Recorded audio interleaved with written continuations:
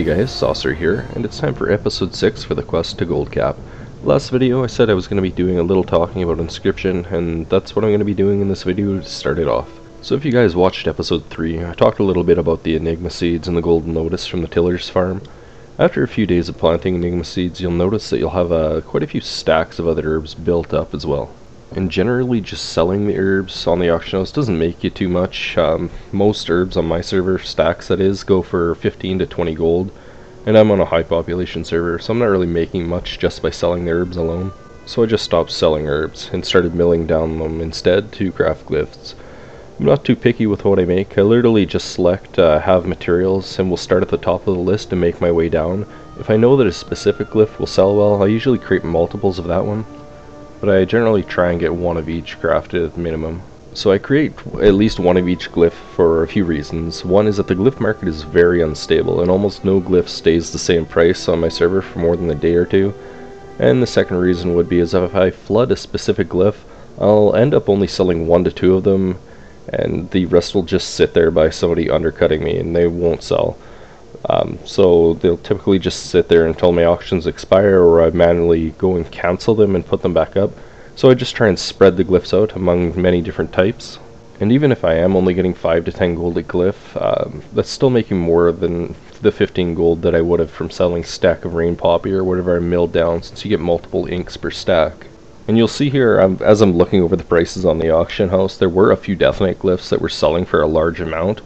I went back after this video and made sure I had at least 3 of each of them up. Also, you're going to end up getting a lot of Starlight inks during this process.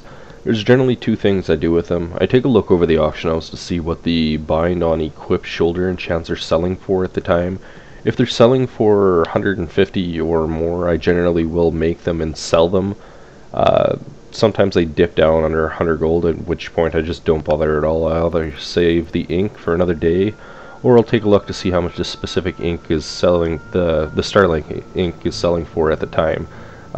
Generally it just hovers around 25 gold, but I've seen it sell for upwards of 70 and 80 gold, at which point I'll just sell the ink alone by itself, because I'll end up making more by doing that than actually selling the shoulder enchant.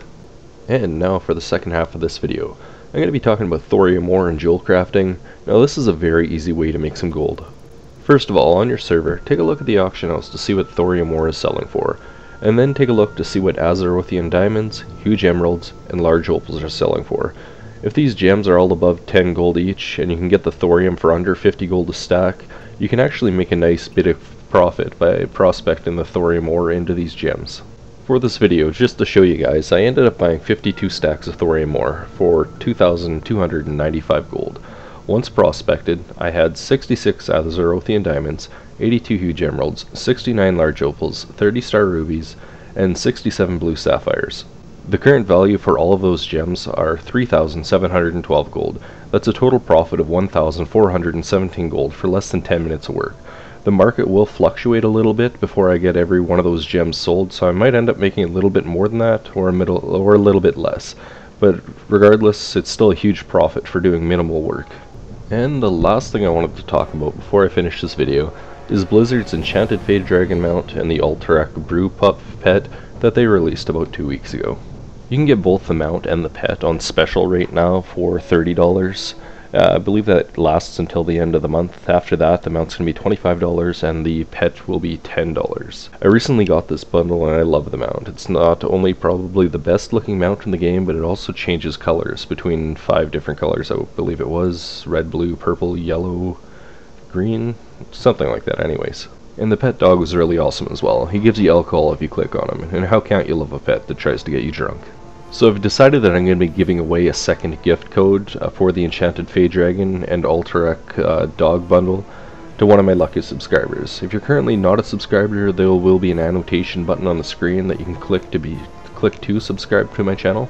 So once subscribed, or if you're already awesome and subscribed to my channel, leave a comment on this video and toss it a thumbs up. This is how I know that you'll be interested in getting a chance on winning this gift. The winner will be announced on Sunday, December the 22nd, 2013. If this contest goes well, I may hold one in the near future as well for something else. And well guys, that wraps up this video. As always, subscribe, support, and share as it greatly helps out my channel.